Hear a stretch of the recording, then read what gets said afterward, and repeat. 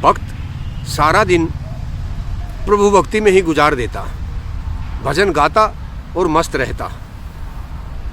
बस दो ही चीज़ उसके पास थी, एक तो प्रभु के लिए बटुआ जिसमें प्रभु की तस्वीर लगी थी, उसे गले में लटकाए रहते, और एक हाथ में छड़ी रखते।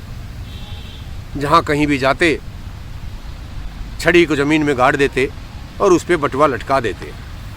और जब बटुआ हवा में हिलता तो भक्त सोचते मैं अपने प्रभु को झुला रहा हूँ।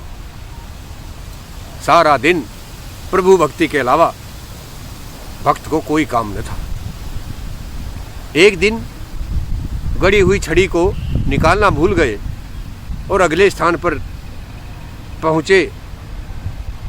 बटुआ गले से निकालकर टांगने को हुए तो याद आया छड़ी तो पिछली जगह पर ही रह गई। बस क्या था, गुस्सा हो गए और कहते हैं प्रभु इतना ख्याल भी नहीं रख सकते?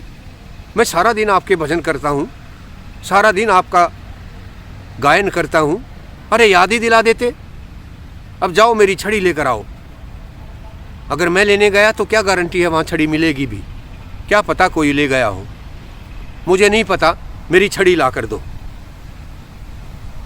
भगवान भक्त की पुकार सुनकर स्वयं छड़ी लेकर आए और लाकर छड़ी गाड़ दी तो भक्त रोने लगा, मैं भी कितना निर्लज्ज हूँ, अपने प्रभु को ही लताड़ दिया, अपने प्रभु से ही हमने छड़ी मंगा ली, ये तो मुझसे महापाप हो गया। मैं अपने आप को माफ़ नहीं करूँगा, मुझे ऐसा नहीं करना चाहिए था, प्रभु मुझे माफ़ कर दो।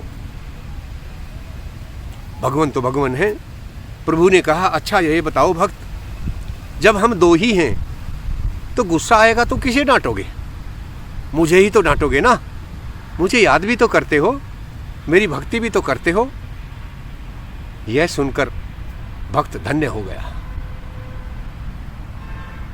इंसान की जिंदगी में बहुत बार ऐसे मौके आते हैं, हम बड़े हों या छोटे, थोड़ा सा भी माफ़ी का भाव अगर हमारे मन में हो तो बड़ी बड़ी समस्याएं सॉल्व हो जाती हैं।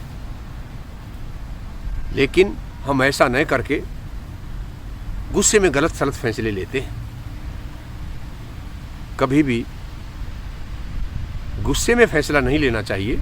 अक्सर गुस्से में लिया गया फैसला पछतावे का कारण बनता है।